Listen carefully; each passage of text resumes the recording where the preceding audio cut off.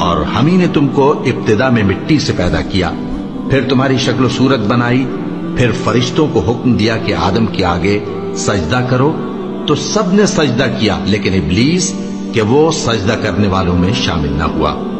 اللہ نے فرمایا جب میں نے تجھ کو بھی حکم دیا تھا تو کس چیز نے تجھے سجدہ کرنے سے باز رکھا؟ اس نے کہا کہ میں اس سے افضل ہوں، مجھے تو نے آگ سے پیدا کیا ہے اور اسے مٹی سے بنایا ہے۔